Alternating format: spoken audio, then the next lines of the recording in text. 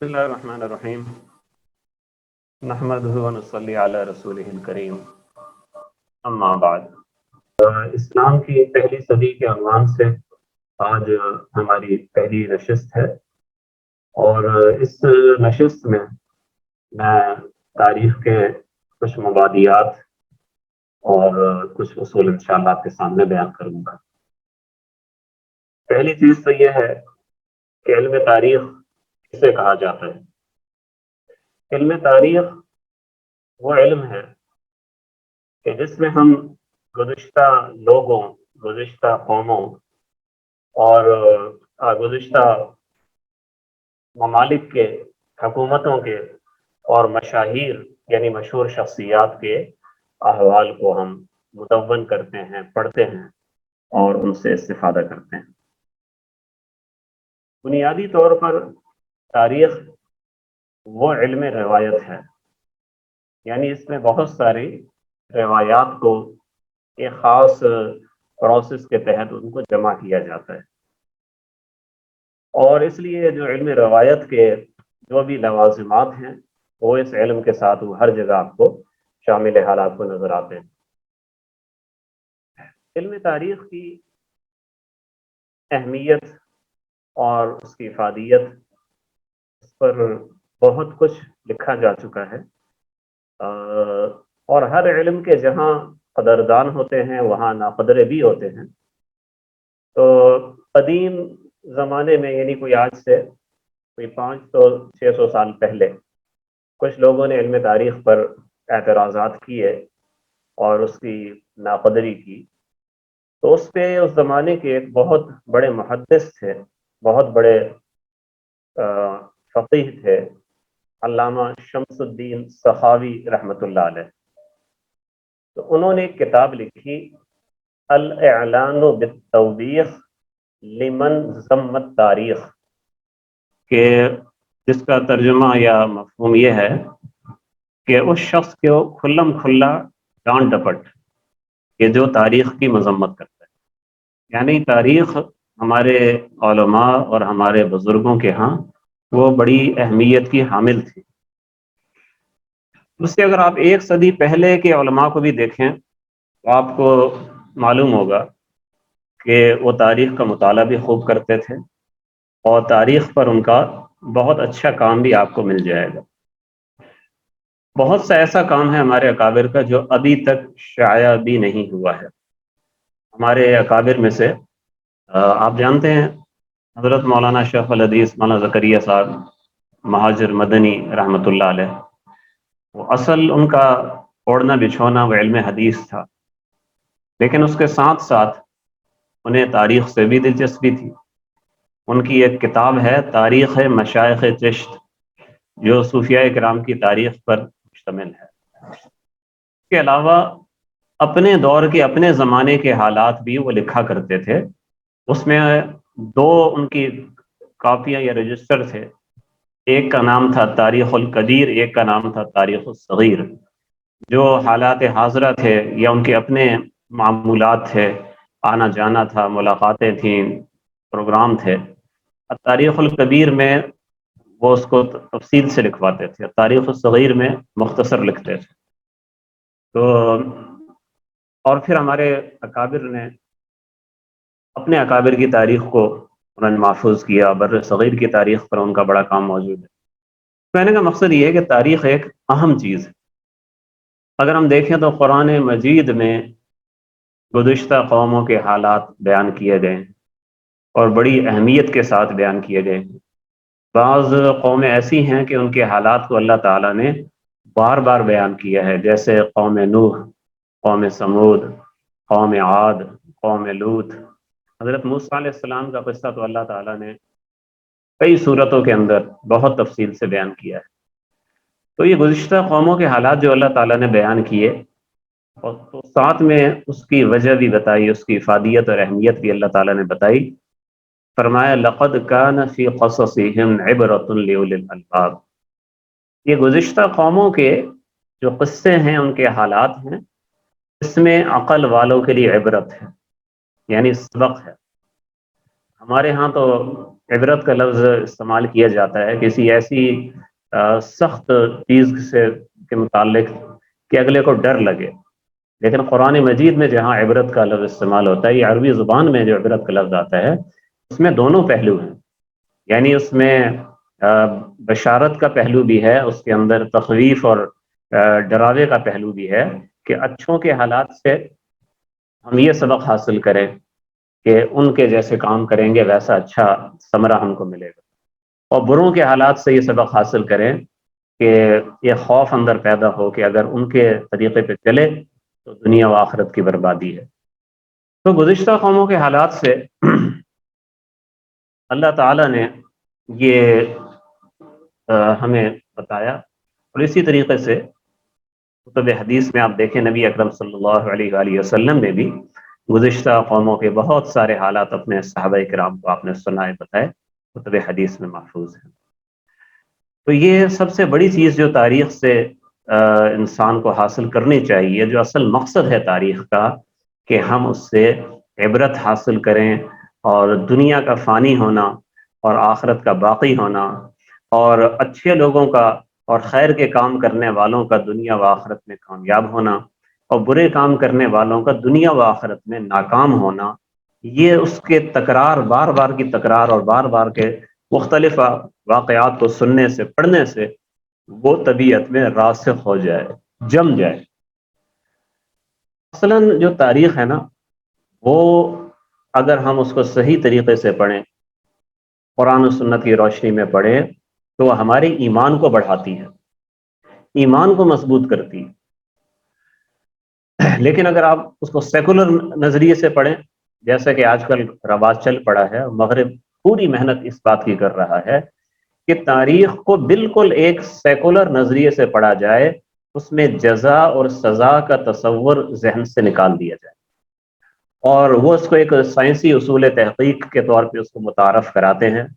لیکن آپ دیکھیں کہ ایسا بڑے سے بڑا مورخ ہو یا ان کی کتابیں پڑھنے والا ہو، جب اس کا مقصد ہی بے عملی ہے اور صداقت اور جھوٹ یا اچھائی اور برائی کا تصور وہاں پر کوئی نہیں ہے، تو اس کا نتیجہ بھی یہ نکلتا ہے کہ وہ کتابیں اور ان کا مطالعہ وہ صرف لفاظی کی حد تک ہی رہتا ہے، اور عملی زندگیوں میں اس کا کوئی اثر ظاہر نہ ہوتا ہے نہ ہو سکتا ہے،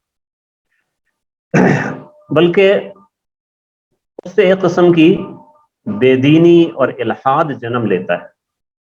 اس کا قرآن نے ذکر کیا کہ قرآن مجید میں جب بیان کیا گیا کہ جب کفار کو، مشرکین کو بتایا جاتا تھا، گزشتہ قوموں کے حالات بتائے جاتے تھے، تو وہ یہ کہتے تھے کہ نموت و نحیا، اس طرح تو لوگ چلے آ رہے ہیں، پیدا ہوتے ہیں، مرتے ہیں، وما یہلکنا الا الدہر، تو جو لوگ ہلاک ہوئے، دنیا سے گئے، یہ تو زمانے نے، فطرت نے، قوانین فطرت نے ان کو ختم کیا ہے، اس کے پیچھے کوئی عالی برتر طاقت جس کو آپ اللہ کہتے ہیں، خالق و مالک کہتے ہیں، یہ غلط ہے، اس کو ہم تسلیم نہیں کرتے۔ تو جس طریقے سے تاریخ آج کل بالعموم پڑھائی جا رہی ہے، سکھائی جا رہی ہے، اس کا نتیجہ یہی ہے کہ وہ الحاد کی طرف لے کے جاتی ہے۔ بہرحال اگر تاریخ کو صحیح طریقے سے پڑھا جائے، قرآنی نظریے کے مطابق پڑھا جائے، تو پھر بہت زیادہ مفید چیز ہے۔ ایک مشہور مقولہ ہے، آپ نے بکثرت سنا ہوگا، کہ تاریخ قوموں کا حافظہ ہے۔ یہ بات بھی بالکل صحیح ہے، اور یہ تاریخ کی ایک مستقل افادیت ہے۔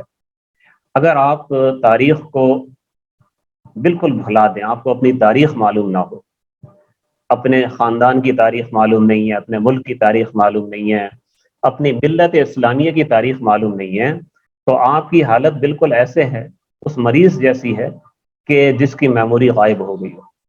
ایسا ہوتا ہے بعض اوقات کسی حادثے میں ایک شخص کا حافظہ جواب دے جاتا ہے، جب اسے ہوش آتا ہے تو وہ اپنے بھائی، بہن، بیوی کو نہیں پہچانتا۔ تو آپ اندازہ کر سکتے ہیں آپ کے وہ زندگی کتنی مشکل ہوگی کہ ایک آدمی کو اپنے دوستوں، دشمنوں کی پہچان نہیں، وہ اپنے عزیز اور رشتہ دار کو نہیں جانتا، اور اجنبی کو ویسے ہی نہیں جانتا۔ ایسے شخص کو کوئی بھی دھوکہ دے سکتا ہے، کوئی دشمن اس سے میٹھی میٹھی باتیں کر کے اسے بتا سکتا ہے کہ تمہارا بھائی تو میں ہوں، اور اس کو اپنے سگے بھائی کے خلاف اکسا سکتا ہے کہ وہ تو تمہارا دشمن ہے. اور کیونکہ اس کا حافظہ موجود نہیں ہے، اس لیے وہ بالکل عین ممکن ہے کہ اس کی باتوں پر یقین کر لے اور اپنے بھائیوں کے خلاف ہو جائے اور اپنے دشمن کے ہاتھوں میں استعمال ہوتا رہے. تو جس قوم کو اپنی تاریخ سے تعلق نہیں رہتا، اس کی حالت ایسی ہی ہو جاتی کہ دشمنوں کے ہاتھوں میں کھیلتی ہے اور اپنی روایات سے بیگانہ ہو جاتی ہے. اور جو لوگ ان روایات کی، ان اخلاقی اقدار کی، اس ایمانی جذبے کی حفاظت کرتے ہیں، یہ ان کو اپنا دشمن سمجھتے ہیں اور ان کو ختم کرنے کے در پہ ہو جاتے ہیں. عالم اسلام کا اگر حال دیکھیں اور اسلامی ممالک کے سربراہوں کو آپ دیکھیں تو آپ کو یہ حقیقت بالکل سامنے نظر آئے گی. تو یہ کچھ بات ہوئی تاریخ کی افادیت سے متعلق. تو میں عرض کر رہا تھا کہ اسلامی تاریخ یہ مرتب کیسے ہوئی. ایک بہت بڑی غلط فہمی وہ ہمارے یہاں پھیلی ہوئی ہے، اور نہ صرف عوام بلکہ علماء کے اندر بھی پھیلی ہوئی ہے. علماء سے میری مراد ہمارے آج کل کے فارغ التحصیل حضرات ہیں، یا میرے ہم عمر یا قریب، میں اکابر کی بات میں نہیں کرتا. یہ ایک بہت بڑی غلط فہمی وہ پھیلی ہوئی ہے، وہ یہ کہ تاریخ وہ نقصان دہ ہے، تاریخ نہیں پڑھنی چاہیے. اور مزید اس سے بھی بڑی ایک غلط فہمی وہ عام ہے، وہ یہ کہ تاریخ کو شیعوں کی مرتب کرتا ہے. تو جو چیز شیعوں نے اور بدعقیدہ لوگوں نے گھڑ کے وہ ہمارے اوپر مسلط کی ہے، اس کا کیا فائدہ. اور یہ غلط فہمی ایسی ہے کہ بعض کالم نگار اور بعض اس قسم کے صحافی، چاہے وہ یعنی اسلام پسند ہیں، وہ اسلامی فکر اور اسلامی جذبے کے تحت کہتے ہیں، لیکن حقیقت میں یہ ایک جاہلانہ بات ہے اور ایک بے بنیاد بات. بے شک مختلف فرقوں کے اور مختلف مذاہب کے لوگوں نے تاریخیں لکھی ہیں، ہر ایک نے اپنا اپنا علمی کام کیا ہے، اور ان کے کام سے ہمارا اختلاف بھی اپنی جگہ پر ہے. لیکن ان کی جو لکھی ہوئی تاریخیں ہیں وہ ان کے اپنے حلقوں کے اندر لکھی جاتی ہیں، پڑھی جاتی ہیں، اور اہل سنت والجماعت کی لکھی ہوئی تاریخیں وہ الگ ہیں. مصنفین کے نام وہی یہ بتانے کے لیے کافی ہوتے ہیں کہ یہ کون سی تاریخ وہ کس مکتب فکر یا کس فرقے کے عالم نے لکھی ہے، تو اسی سے فرق ہو جاتا ہے. مگر مصیبت یہ ہے کہ جو خود اہل سنت کی لکھی ہوئی تاریخیں ہیں، انہی تاریخوں کے بارے میں غلط فہمی کو عام کیا جا رہا ہے کہ ان تاریخوں پر جناب تشیع کا اثر ہے. بعض تو کہتے ہیں ہی رافضیوں کی، بعض کہتے ہیں تشیع کا اثر ہے.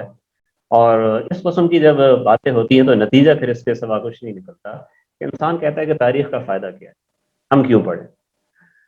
تو جب ہم تاریخ سے بیگانہ ہوتے ہیں اور ہو چکے ہیں، عوام و خواص سب کا تقریباً ایک ہی حال ہے، تو اس کا نتیجہ اس کے سوا کچھ نہیں نکلتا کہ ہم بے دین لوگوں کے لیے میدان کھلا چھوڑ دیتے ہیں. چنانچہ اب اگر وہ لوگ اس پہ غالب آ گئے، اب اگر روافض غالب ہیں، اب اگر اس کے اوپر مستشرقین غالب ہیں، سیکولر طبقہ اس پہ غالب ہے، تو وہ اس بات کا لازمی نتیجہ ہے کہ ہم نے میدان ان کے لیے خالی کر دیا. ہم نے نہ تاریخ کو پڑھا، نہ ہم اس قابل ہوئے کہ ہم ان کی باتوں کا جواب دے سکیں. یہ تو بڑا اچھا آسان طریقہ ہے کہ کوئی اگر کسی فن کے اندر دوسرے لوگ دخل اندازی کریں تو ہم میدان چھوڑ دیں. آپ بتائیں اگر یہی طریقہ رہا پھر تو حدیث پر بھی وہ اعتراض کرتے ہیں، اور حدیث سے بھی بہت ساری باتیں نکال کے لے کے آتے ہیں، اور حدیث پر بھی ان کا کام بہت زیادہ ہے، مستشرقین کا اور شیعوں کا بھی، دوسرے فرقے والوں کا بھی. وہاں پر الحمدللہ ہم مضبوط ہیں اور بھرپور جواب بھی دیتے ہیں، اپنا دفاع بھی کرتے ہیں. تو اس کی وجہ یہی ہے کہ ہم نے، اگر انہوں نے اس میدان میں دخل اندازی کی تو ہم نے الحمدللہ حدیث کو، فقہ کو زیادہ مضبوط کر کے پکڑا ہے. باقاعدہ درس گاہوں میں ان کو پڑھایا جاتا ہے. کوئی عالم بن نہیں سکتا تک فقہ اور حدیث پہ دسترس نہ ہو. تو اگر یہی اہمیت ہم تاریخ کو بھی دیں تو ان باطل فرقوں کا پروپیگنڈا وہ الحمدللہ دم توڑ جائے گا، اور پھر ہمیں یہ کہنے کی ضرورت نہیں پڑے گی کہ اس میدان میں ان کا تسلط ہے. میں یہ عرض کر رہا تھا کہ تاریخ ابتدا کیسے ہوئی. آپ دیکھیں کہ سب سے پہلے نبی اکرم صلی اللہ علیہ وآلہ وسلم کی احادیث مبارکہ کو ان کو محفوظ کرنے کی محنت شروع ہوئی، جو خود صحابہ کرام کے دور سے یہ کام ہوا، اور تابعین نے، تبع تابعین نے احادیث کو محفوظ کیا۔ اور احادیث میں وہ سب چیزیں شامل ہیں، نبی اکرم صلی اللہ علیہ وسلم کا قول بھی ہے، آپ کا فعل بھی ہے، آپ کا کسی کام کی خاموش تائید وہ بھی حدیث میں شامل ہے۔ کہ جو چیزیں ذات رسالت سے متعلق ہیں وہ سب چیزیں حدیث میں آ جاتی ہیں۔ اور حدیث کو مرتب کرنے کا کام صحابہ کے بعد جب تابعین نے کیا، اور زیادہ انہوں نے جامعیت کے ساتھ اس کام کو کیا، تو انہیں نبی اکرم صلی اللہ علیہ وسلم کے ساتھ صحابہ کے حالات کی بھی اہمیت ان کے سامنے تھی کہ ان کو بھی ہم نے جمع کرنا ہے۔ اور جب تابعین کے بعد تبع تابعین آئے تو انہوں نے حدیث کے ساتھ صحابہ کے آثار اور تابعین کے آثار، یعنی جو ان کے استاد تھے، اپنے شیوخ کے، اپنے بزرگوں کے حالات کو بھی انہوں نے محفوظ کیا، اور یہ سلسلہ اسی طرح چلتا رہا۔ تو نبی اکرم صلی اللہ علیہ وسلم کے جو حالات ہیں وہ تو حدیث ہے، اور اس میں جو چیزیں خاص حضور صلی اللہ علیہ وسلم کے حالات سے ترتیب تاریخی کے ساتھ متعلق ہیں، یعنی پہلے یہ ہوا پھر یہ ہوا، اس سے سیرت کہا جاتا ہے۔ حدیث میں اور سیرت میں بنیادی فرق یہ ہے، اگر آپ کتب حدیث دیکھیں گے اس میں بھی نبی صلی اللہ علیہ وسلم کے حالات ہیں، کتب سیرت میں بھی وہی حالات ہیں، فرق صرف اس میں یہ ہے کہ حدیث شروع ہوتی ہے بالعموم کتاب الطہارت سے، یا کتاب الایمان سے، یا کتاب العلم سے، لیکن سیرت شروع ہوگی حضور اکرم صلی اللہ علیہ وسلم کی ولادت سے پہلے کیا حالات تھے، ولادت کب ہوئی، اس وقت میں کیا کرامات اور کیا برکات دیکھنے میں آئی، بچپن کیسے، جیسے آپ صلی اللہ علیہ وسلم کی زندگی گزر رہی تھی اس کے مطابق، بچپن، لڑکپن، جوانی، نکاح، اور پھر تجارت اور نکاح، اور اس کے بعد نبوت اور مکی دور اور مدنی دور، وہ تاریخ کی ترتیب کے ساتھ مرتب ہوا ہے۔ تو حضور صلی اللہ علیہ وسلم کے جو حالات تاریخ کی ترتیب کے ساتھ ہیں وہ سیرت ہے، اور جو تاریخ کی ترتیب کے ساتھ نہیں ہے بلکہ احکام کی ترتیب کے ساتھ ہیں وہ حدیث ہے۔ تو جس طریقے سے سیرت مرتب کی گئی، تو اسی طریقے سے پھر صحابہ کے حالات بھی، ان کی بھی اہمیت سمجھی گئی، ان کو مرتب کیا گیا، پھر ان کے بعد والے بزرگوں کے حالات، پھر ان کے بعد والے بزرگوں کے حالات۔ تو یہ جو روایات کا ذخیرہ جمع ہوتا گیا، اس کو بعد میں علم تاریخ کا نام دیا گیا۔ تاریخ کی کتابیں بنیادی طور پر انہی روایات کو چن کر، منتخب کر کے، ترتیب دے کے بنائی گئی ہیں، اسی طریقے سے وہ تصنیف کی گئی۔ کچھ بڑے مورخین کے نام میں آپ کو بتاتا ہوں، اور اس سے آپ کو یہ بات بھی سمجھ میں آ جائے گی کہ تاریخ کو مدون کرنے والے اہل سنت کے چوٹی کے علماء تھے، بہت بڑے علماء تھے، اور یہ سارے جو علماء تھے نا، ان کا اصل کام حدیث، تفسیر اور فقہ تھا۔ تاریخ کے کام کو، جیسے ایک آپ پارٹ ٹائم جاب آپ کہتے ہیں نا، کہ ایک اس سے بھی دلچسپی ہے، اس سے بھی لوگوں کو فائدہ ہو جائے، جیسے ایک محدث ہیں، وہ دن میں 6 گھنٹے حدیث پڑھاتے ہیں، لیکن شام کو کہیں پر ان کی وعظ کی مجلس بھی ہوتی ہے، لوگوں کو دعوت کے لیے بھی وہ ٹائم نکالتے ہیں۔ تو یہ تاریخ کا کام ان کا اس طرح کا تھا۔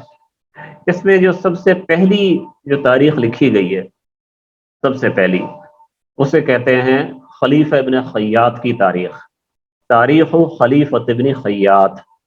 اور یہ بہت بڑے عالم تھے، بہت بڑے نقاد قسم کے محدث تھے، اور ان کے مقام کا اس سے اندازہ لگائیں کہ یہ امام بخاری رحمۃ اللہ علیہ کے بھی استاد اور شیخ تھے۔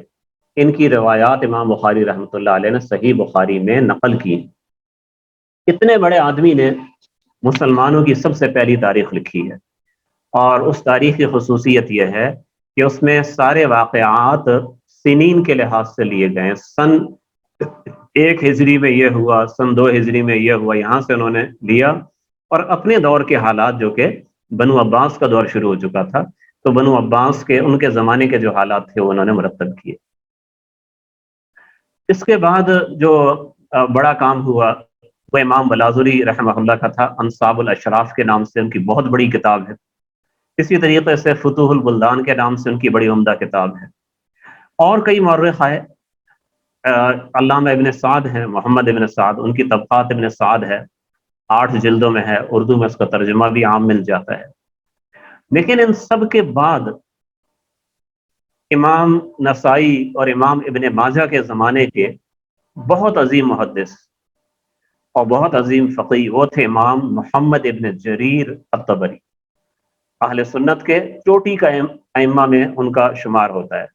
امام المفسرین بھی ان کو کہا جاتا ہے، اس لیے کہ سب سے پہلی جامع تفسیر ان کی، اور امام المؤرخین بھی ان کو کہا جاتا ہے کہ سب سے جامع تاریخ کی کتاب بھی ان کی ہے، جس کو مختصراً تاریخ طبری کہا جاتا ہے۔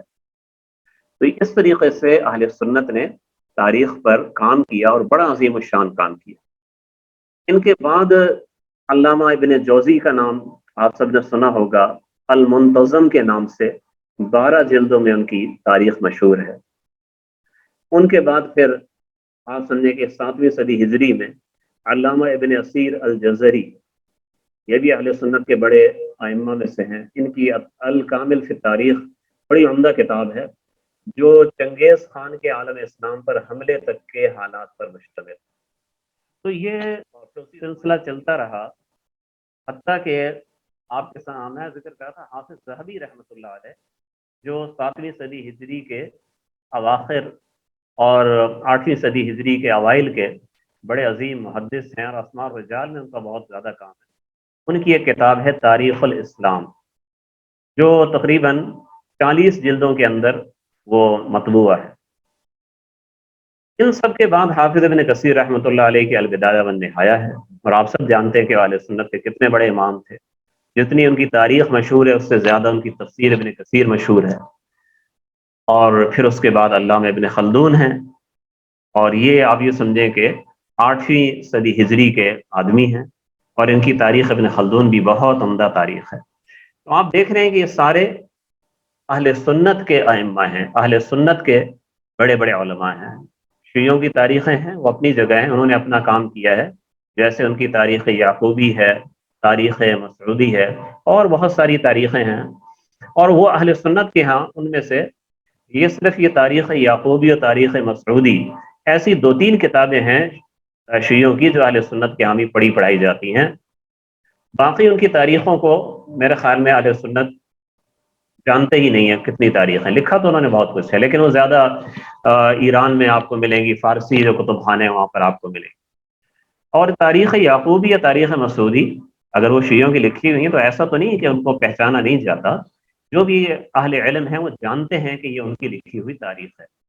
تو اس میں بعض سلاطین اور بعض اس طریقے سے خلفاء کے حالات سے کچھ چیزیں وہ لے لیتے ہیں، لیکن کہیں پر اگر انہوں نے گڑبڑ کی ہے تو ایسا نہیں کہ وہ چیز کوئی چھپی رہے گی، اس کو کوئی پکڑ نہیں سکے گا، ایسا نہیں۔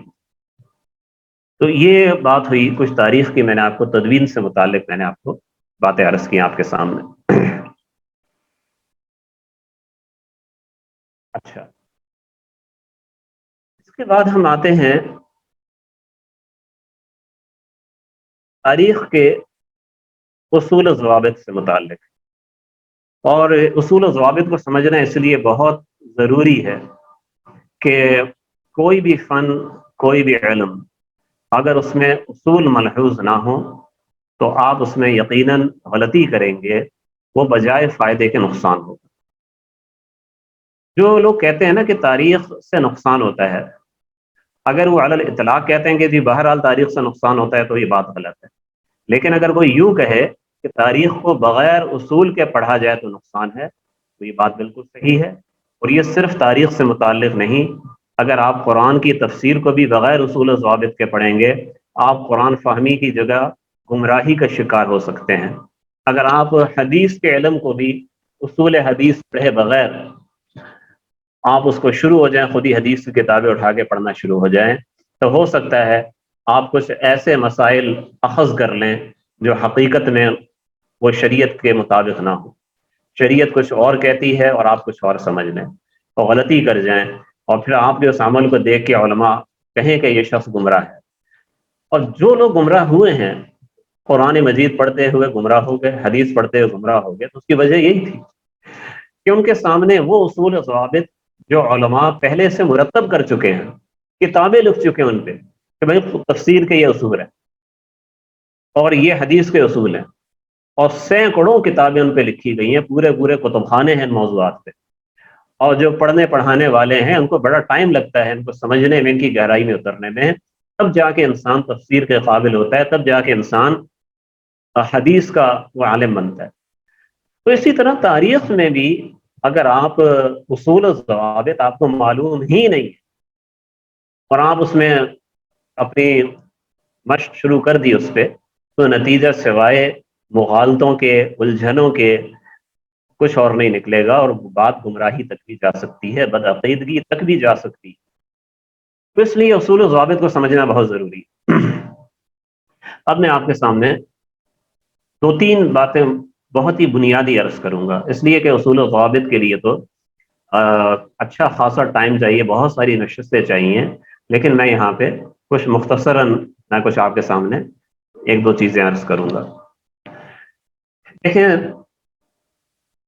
سب سے پہلے تو آپ ذرا جو تاریخ کی جو کتابیں ہیں ان کی جو ساخت ہے، ان کی بناوٹ ہے، سب سے پہلے اس کو سمجھنے کی ضرورت ہے۔ جب آپ اس کو سمجھ لیں گے تو پھر تبھی میں آپ کو اصول سمجھا سکوں گا۔ دیکھیں، تاریخ کی جو کتابیں ہیں، جو متقدمین کی کتابیں ہیں، اکثر جن سے مواد لیا جاتا ہے، اور اس دور کو آپ سمجھیں تقریباً 6 صدی ہجری تک کا زمانہ آپ سمجھ لیں۔ اس درمیان میں جو کتابیں لکھی گئی تاریخ کی، اس میں روایات کو جمع کیا گیا ہے، اور روایات کو سند کے ساتھ جمع کیا گیا ہے کہ میں نے یہ واقعہ فلاں سے سنا، اس نے فلاں سے سنا، اس نے فلاں سے، اس نے فلاں سے۔ تو سند میں بعض اوقات وہ قریبی زمانے کا واقعہ ہوگا تو ایک دو راوی ہوں گے کہ مثلا میں نے اپنے شیخ سے سنا، انہوں نے اپنے والد سے سنا یہ واقعہ، اور اگر وہ پرانا واقعہ ہے تو اس میں 8-10 راوی بھی ہو سکتے ہیں۔ مثلا اب اگر کوئی شخص ہمیں واقعہ سناتا ہے، بہادر شاہ ظفر کا واقعہ سناتا ہے، وہ کہتا ہے کہ جی میں نے اپنا ابا جی سے سنا، اور انہوں نے اپنے والد صاحب سے سنا، اور انہوں نے فلاں سے سنا، انہوں نے فلاں سے، کرتے کرتے ہو سکتا ہے 5-6 واسطے بھی اس میں آ جائیں۔ تو جتنا زمانہ زیادہ ہوگا واسطے زیادہ ہوں گے۔ ان واسطوں کی اس زنجیر کو سند کہا جاتا ہے، اور اس سند میں کئی کڑیاں ہوتی ہیں، یعنی کئی افراد بیچ میں ہوتے ہیں۔ وہ افراد جتنے مضبوط ہوں گے، جتنے قابل اعتماد زیادہ ہوں گے، اتنی ہی وہ روایت زیادہ معتبر ہوگی، اور وہ واسطے جتنے کمزور ہوں گے وہ روایت بھی اتنی ہی کمزور ہوگی۔ یہ بالکل ایک عقلی چیز ہے، ہر بات آدمی اس کو آسانی سے سمجھ سکتا ہے۔ اس کو آپ یوں سمجھیں کہ جیسے ایک زنجیر ہے، اس زنجیر سے آپ ایک وزن اٹھاتے ہیں، تو وہ زنجیر کی کڑیاں جتنی مضبوط ہوں گی، آپ اتنے پر اعتماد ہوں گے کہ میں اس وزن کو اٹھا کے، میں اگر کئی گھنٹے بھی چلتا رہوں، کئی گھنٹے اس کو میں لٹکا کے رکھوں، یہ زنجیر کہیں سے نہیں ٹوٹے گی، اور جو چیز اس سے بندھی ہوئی ہے اسے کوئی نقصان نہیں ہوگا۔ لیکن اگر ان میں کوئی زنجیر کمزور ہے، اور آپ جانتے ہیں اس میں فلاں کڑی اس میں کمزور ہے، چاہے وہ ایک کڑی کمزور ہے، چاہے وہ 20 کی کڑی ہے، یا جو آپ کے ہاتھ کے قریب والی کوئی کڑی ہے، یا بالکل آخر میں جو سامان ہے اس کے ساتھ والی کڑی ہے، کوئی ایک کڑی بھی اس میں کمزور ہے، یہ خدشہ رہے گا کہ معلوم نہیں کہاں جا کے یہ ٹوٹ جائے اور سارا سامان ہمارا وہ نقصان کا شکار ہو جائے۔ تو یہی فرق ہوتا ہے کسی سند کے اندر راویوں کے مضبوط ہونے کا یا کمزور ہونے کا۔ اب جو راوی جو ہیں، جیسے میں نے عرض کیا کہ وہ مضبوط بھی ہو سکتا ہے، کمزور بھی۔ اگر سارے راوی اعلیٰ درجے کے مضبوط ہوں تو ایسی سند کو صحیح کہتے ہیں۔ صحیح معنی اے گریڈ۔ اگر اس میں اعلیٰ درجے کے مضبوط تو نہ ہوں، کچھ اعلیٰ ہوں کچھ درمیانے ہوں، تو اس کو پھر کہتے ہیں حسن، یعنی بی گریڈ۔ اور اگر اس کے اندر کچھ راوی یا چاہے کوئی ایک راوی بھی اس میں اگر وہ کمزور ہو، اس کی حالت پہ شک ہو، چاہے اس کا حافظہ کمزور ہو اس لیے، یا چاہے وہ بات کو مبالغے سے بیان کرتا ہے اس لیے، یا اس کی جھوٹ کی بھی عادت ہے اس لیے، کسی بھی وجہ سے اگر وہ کمزور ہے، اس راوی پہ شک ہو سکتا ہے، تو پھر وہ روایت ہو جاتی ہے ضعیف، یعنی سی گریڈ۔ ضعیف کا یہ معنی نہیں کہ وہ چیز مردود ہے، جھوٹی ہے، یہ معنی نہیں ہے۔ ضعیف کا معنی جیسے سی گریڈ میں کوئی چیز آتی ہے تو وہ چیز آپ کبھی استعمال کر بھی لیتے ہیں، کبھی نہیں بھی کر لیتے ہیں۔ وہ موقع کو دیکھا جاتا ہے. مثلا اگر آپ نے کچھ امیدوار آپ کے پاس آتے ہیں ملازمت کے لیے، آپ کے دفتر میں، آپ کی کمپنی میں آتے ہیں، آپ ان کی اسناد دیکھتے ہیں. اب کسی کی سند پہ اے گریڈ لکھا ہے، کسی پہ بی گریڈ لکھا ہے، کسی پہ سی گریڈ لکھا ہے، تو آپ اے گریڈ والے سے بھی آپ کام لیتے ہیں. اگر وہ پوسٹیں مختلف قسم کی آپ کے پاس، ایک آپ نے اپنا سیکرٹری رکھنا ہے، اور ایک آپ نے ٹائپسٹ رکھنا ہے، اور ایک آپ نے نائب قاصد کے طور پہ ایک بندہ رکھنا ہے، تو جو اے گریڈ ہے اس کو آپ سیکرٹری کے طور پہ رکھ لیں گے، جو بی گریڈ ہے اس کو آپ ٹائپسٹ کے طور پہ رکھ لیں گے، جو سی گریڈ ہے اس سے بھی آپ کوئی نہ کوئی کام لے سکتے ہیں، اس کو آپ نائب قاصد رکھ لیں گے، کوئی اور کام اس سے لے لیں گے. ٹھیک ہے. ہاں، اس سی گریڈ والے کو آپ اپنا سیکرٹری نہیں رکھیں گے، کہیں گے یہ کام اس کے بس کا نہیں ہے، لیکن چھوٹے موٹے ہلکے پھلکے کام وہ کر سکتا ہے. تو یہی صورتحال روایات کی ہوتی ہے. یہ جو صحیح روایات ہوتی ہیں وہ بہت اعلیٰ درجے کی ہوتی ہیں، ان سے آپ عقیدے کے اندر بھی آپ کام لے سکتے ہیں. یعنی علماء عقائد بیان کرنے میں بھی صحیح روایات سے استفادہ کرتے ہیں، شرعی احکام بیان کرنے میں صحیح روایات سے استفادہ کرتے ہیں. جو بی گریڈ ہے یعنی حسن روایت ہے، وہ بھی مفید ہوتی ہے اکثر مقامات پر، اور اس سے استفادہ کیا جاتا ہے، احکام کے اندر بکثرت اس سے استفادہ کیا جاتا ہے. اور جو سی گریڈ یعنی ضعیف ہے، اس سے آپ عقیدے میں اس سے کام نہیں لیں گے، احکام میں اس سے آپ کام نہیں لیں گے. لیکن اگر صرف فضائل کی بات ہے، انبیاء کرام کے فضائل تو ویسے ہی ثابت ہیں، تو اگر بعض ضعیف روایات مطلب کی آواز پھر کٹ گئی.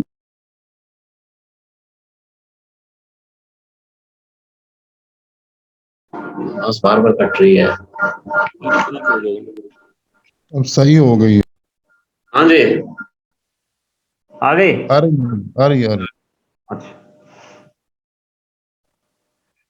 تو یہ صورتحال ہوتی ہے کہ آپ اس کو موقع کے مطابق استعمال کرتے ہیں.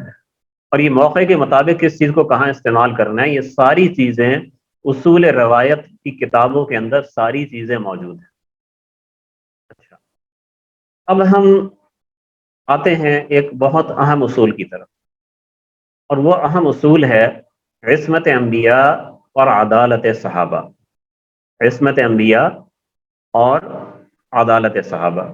عصمت انبیاء کا مطلب یہ ہے کہ انبیاء کرام وہ گناہوں سے محفوظ ہیں، گناہوں سے پاک ہیں، صغیرہ گناہوں سے بھی، کبیرہ گناہوں سے بھی. اور یہ چیز اتنے مضبوط دلیلوں سے ثابت ہے کہ اس میں شک کی کوئی گنجائش نہیں ہے. قرآن مجید کی بہت ساری آیات سے اور بہت ساری صحیح احادیث سے یہ چیزیں ثابت ہیں. عقلی طور پر بھی یہ چیز ثابت ہے. ظاہر ہے کہ اگر انبیاء کرام کے بارے میں یہ سوچا جائے کہ وہ گناہ کرتے تھے، نعوذ باللہ من ذالک، تو اس کا مطلب یہ ہوگا کہ ان پہ سے اعتبار اٹھ جائے گا، اور شریعت کو جو انہوں نے پورا پہنچایا بھی ہے، کر کے بھی دکھایا ہے، وہ چیز مشکوک ہو جائے گی. تو اس لیے عصمت انبیاء یہ ایک بنیادی عقیدہ ہے، اور جو شخص اس کا قائل نہیں ہے وہ شخص پھر انتہائی درجے کا گمراہ اور خارج اسلام ہے، جو انبیاء کو معصوم نہیں مانتا. اچھا،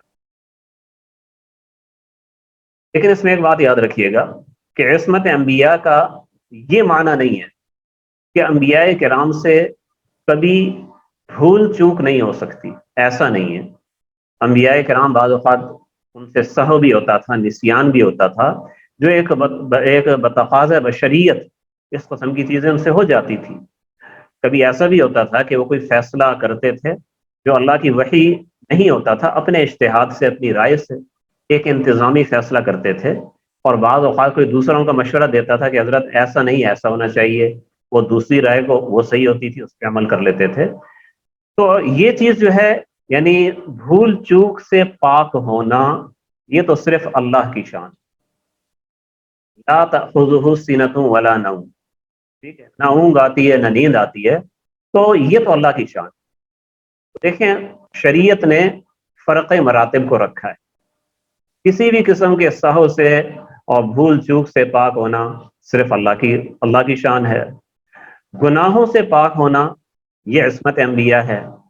ٹھیک ہے، اور کوئی ایسا سہو یا نسیان کبھی کبھار انبیاء کرام سے ہوا ہے. اگر ایسا کوئی واقعہ آپ کے سامنے آتا ہے، کسی صحیح روایت میں آتا ہے، کسی حدیث میں آتا ہے، تو اس کا انکار نہیں کرنا چاہیے کہ آدمی یہ کہ حدیث میں کیا آ گیا، نبی صلی اللہ علیہ وسلم نماز میں بھول گئے، نبی صلی اللہ علیہ وسلم نے سجدہ سہو کیا. انبیاء کرام کو اللہ نے بشر بنایا تھا، تو اس لیے وہ چیزیں اس سے متعلق کی تھیں تاکہ وہ کامل نمونہ بنے لوگوں کے لیے۔ اب اگر نبی اکرم صلی اللہ علیہ وسلم کو سہو نہ ہوتا، آپ سجدہ سہو نہ کرتے، تو یہ سجدہ سہو کی نعمت ہمیں کیسے ملتی کہ ہم نماز میں بھول جاتے ہیں، سجدہ سہو کر کے نماز ٹھیک کر لیتے ہیں۔ تو انبیاء کرام کی ایسی بھول چوک کے اندر بھی اللہ کی حکمت تھی۔ آدم علیہ السلام بھول چوک سے انہوں نے وہ درخت کا وہ پھل کھا لیا، بھول چوک ہو گئی، تو وہ بھی اللہ کا ایک نظام تھا۔ ہم نے زمین پہ آنا تھا، آدم علیہ السلام کی نسل چلنی تھی، پورا یہ شر اور خیر کا نظام چلنا تھا، شیطان کے ساتھ جنگ چلنی تھی، تو اس کے اندر بھی اللہ کی حکمت ہوتی ہے اور اسی کے ذریعے شریعت کی تکمیل ہوتی ہے۔ یہ تو ہو گیا عصمت کا مسئلہ۔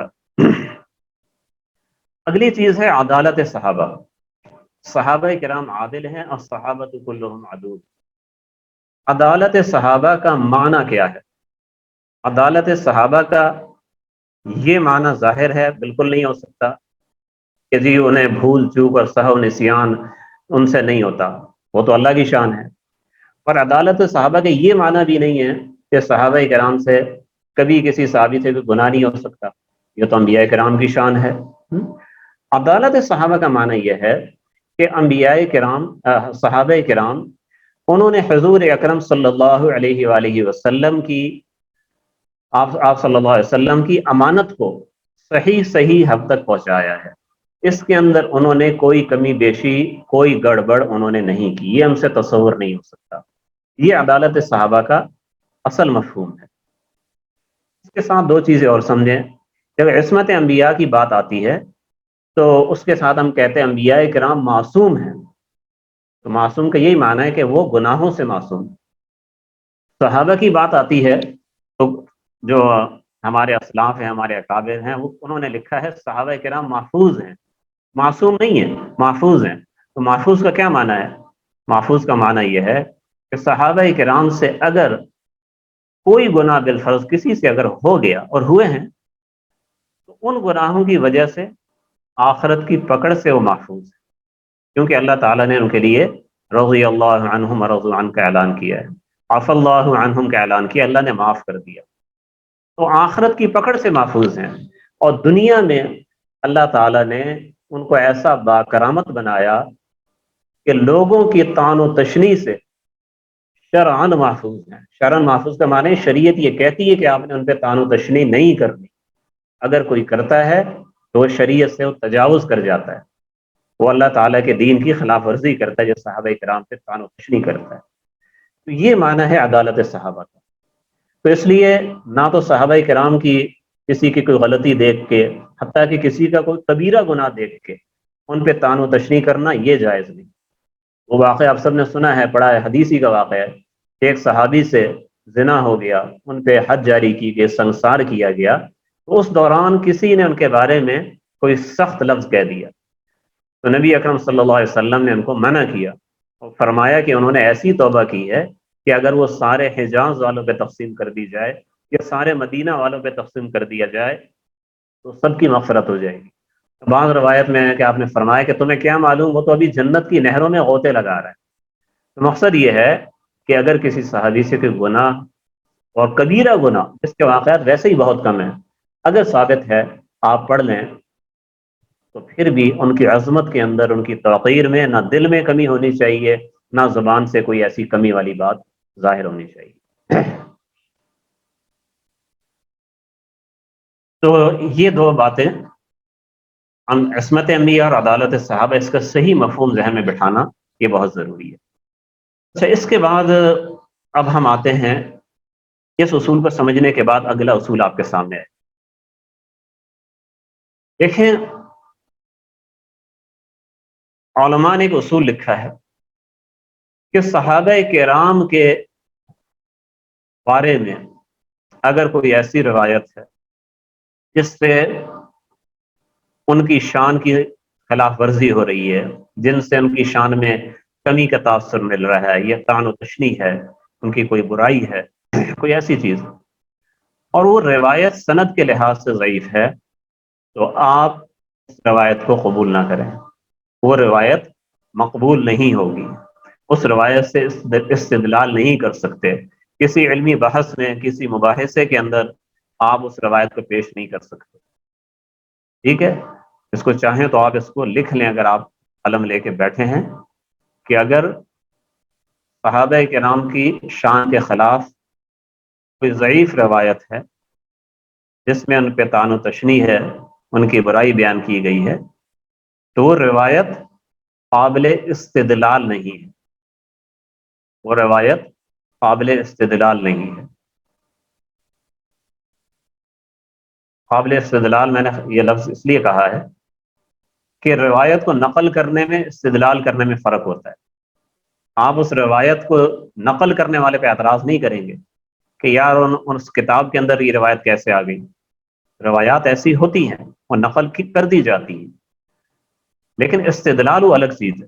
اب بخاری شریف میں حالانکہ تو ساری صحیح روایات کی کتاب ہے، لیکن اس کی ساری روایات سے کیا علماء استدلال کرتے ہیں، ان پہ عمل کرتے ہیں؟ ایسا نہیں ہے. استدلال چیز ہی الگ ہے. اس میں فرق آپ یوں سمجھ لیں کہ جیسے ایک ہوتا ہے مفردات کو جمع کرنا، عناصر کو جمع کرنا. اب عناصر کو جمع کرنے میں، جیسے اب ایک لیبارٹری میں آپ چلے جائیں، سائنس لیبارٹری ہے، تو وہاں پہ مختلف قسم کے انہوں نے عناصر جمع کیے ہیں. وہ نباتاتی عناصر بھی ہیں، وہ کیمیکلز بھی ہیں، اور پتہ نہیں کیا کچھ ہے انہوں نے جمع کیے. اس میں ایسی چیزیں بھی ہیں کہ اگر اس جار کو، اس بوتل کو آپ کھول دیں تو جو بھی اس لیبارٹری کے اندر ہے، اس کی گیس سے، اس کی بو سے وہ انتقال کر جائے. ایسی خطرناک چیزیں بھی ہوتی ہیں. جس نے اس کو جمع کیا ہے اس کا مقصد لوگوں کو مارنا نہیں ہے، اس نے کسی خاص مقصد سے جمع کیا ہے. اور وہ چونکہ سائنسدان ہے، وہ پروفیسر ہے، وہ جو بھی ہے، جس کی وہ فارمیسی ہے، جس کی لیبارٹری ہے، اس کو پتہ ہے اس نے کیوں جمع کیا. یہ آپ ایک حکیم کی، آپ اس میں چلے جائیں جن کو عطار کہا جاتا تھا، کہ وہ صرف مفردات ان کے پاس رکھی ہوتی تھی اور حکیم آ کے ان سے لے جاتے تھے. تو عطار خانے کی مثال ویسے جیسے فارمیسی ہوتی ہے، تو اس کے اندر جناب گلاب کے پھول بھی رکھے ہیں، اس کے اندر بیج بھی رکھے ہیں، درختوں کی چھال بھی رکھی ہے، اور آپ دیکھ رہے ہیں کہ بعض شیشوں میں مرے ہوئے بچھو رکھے ہوئے ہیں، بعض میں سانپ رکھے ہیں، بعض میں زندہ بچھو اس میں چل پھر رہے ہیں، اور بعض میں زہر رکھے ہوئے ہیں. یہ چیزیں بھی موجود ہیں. تو کوئی شخص جو فن سے ناواقف ہوگا نا، تو وہ یہی کہے گا کہ یہ حکیم جو نا بہت ظالم آدمی ہے، اس نے دنیا کو تباہ کرنا ہے، قتل کرنا ہے، اس نے جو نا کیا کچھ رکھا ہوا ہے. اس نے جہاں گلاب کے پھول رکھے ہیں وہاں اس نے زہر بھی رکھا ہوا ہے. لیکن جو سمجھدار آدمی ہوگا وہ کہے گا کہ ہر چیز کے رکھنے کا کوئی مقصد ہے. یہ چونکہ آپ کا فن نہیں ہے، اس لیے آپ کو یہاں پہ یہ بات سمجھ میں نہیں آ رہی. یہ تو ہوا حکیم کا کام. جو ڈاکٹر ہے، یا یہ تو ہوا اس کا کام، عطار کا کام یا فارمیسی والے کا کام. دوسرا کام جو ڈاکٹر کا ہے نا، وہ الگ ہے. وہ اس کو پتا ہے کہ اس کو استعمال کیسے کرنا ہے. ہو سکتا ہے کہ کہیں کسی مریض کو وہ گلاب کے پھول دے رہا ہو، اور کسی دوسرے مریض کے لیے وہ کوئی کشتہ استعمال کر رہا ہو. کشتہ وہ ایسی دوا ہوتی ہے جس کے اندر زہر استعمال ہوتا ہے، لیکن اس سے فائدہ ہوتا ہے. تو یہ کام پھر آگے حکیم کا ہے. تو روایات کو جمع کرنا بھی اسی طریقے سے ہے کہ ان میں ایسی روایات بھی ہوں گی جو پھول کی طرح ہیں، اور ان میں ایسی روایات بھی ہوں گی جو زہر کی طرح ہیں. استعمال کس کو کہاں کرنا ہے یہ عام آدمی کے بس کی بات نہیں. یہ کام شارحین حدیث کا ہوتا ہے، یہ کام فقہاء کا ہوتا ہے، کہ یہ کام اعلیٰ پائے کے مورخین کا ہوتا ہے. وہ دیکھتے ہیں کس کو کہاں فٹ کرتے ہیں. تو اس لیے جب آپ جو تاریخ کی کتابیں آپ پڑھیں، دیکھیں، تو اصول کو ملحوظ خاطر رکھیں کہ اگر صحابہ کرام کے بارے میں کسی ضعیف روایت کے اندر کوئی چیز ہے، اور اس سے کوئی شیعہ ہے، کوئی سیکولر شخص ہے، کوئی مستشرق ہے، اس کو لے کر وہ صحابہ کرام کی توہین کر رہا ہے، تو آپ اس اصول کے اوپر کھڑے ہوں گے. آپ کہیں گے کہ اس کی سند ضعیف ہے، اس کو لے کے آپ کسی صحابی پہ طعن نہیں کر سکتے. یہ ناقابل استدلال چیز ہے. اس کے ساتھ ایک چیز اور سمجھنی ہے، وہ اس کا دوسرا پہلو ہے کہ اگر کسی صحیح روایت کے اندر اگر کسی صحابی کے بارے میں ایسی چیز آ گئی، پھر آپ کیا کریں گے؟ آپ قبول کریں گے. اس کا انکار کرنے کی ضرورت نہیں ہے. روایت کو قبول کریں گے. آپ ساتھ میں یہ دیکھیں گے کہ علماء کرام نے اس روایت میں آیا اس کو بنوعان اسی طرح مانا ہے، یا اس میں کوئی تعویل کی گنجائش ہے. اگر تعویل کی گنجائش ہوگی تو علماء نے کر دی ہوگی ان کے بیانات میں، خاص طور پہ شروع حدیث میں، اور پیچھے ہمارا بہت بڑا علمی ذخیرہ ہے، وہاں وہ تعویل موجود ہوگی.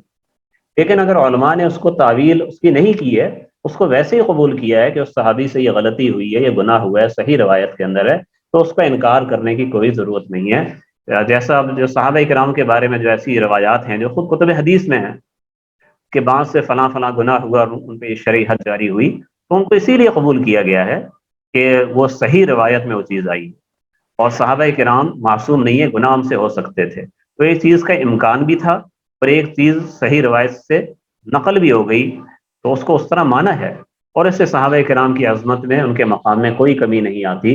اور کیونکہ صحابہ کرام کے ایسے غلطیوں کے اندر بھی، بلکہ ایسے گناہوں کے اندر بھی شریعت کی تکمیل ہے۔ اگر ایسے واقعات پیش نہ آتے جو ویسے ہی چند گنے چنے صحابہ کرام سے ہیں، اگر وہ واقعات پیش نہ آتے تو وہ شرعی سزائیں وہ کیسے وجود میں آتی، وہ اللہ کے حکام ہمیں کیسے معلوم ہوتے۔ میری بات کا یہاں اختتام ہوتا ہے، انشاءاللہ اگلی نشست میں اگلے ہفتے پھر آپ سے ملاقات ہوگی۔ السلام علیکم ورحمۃ اللہ وبرکاتہ۔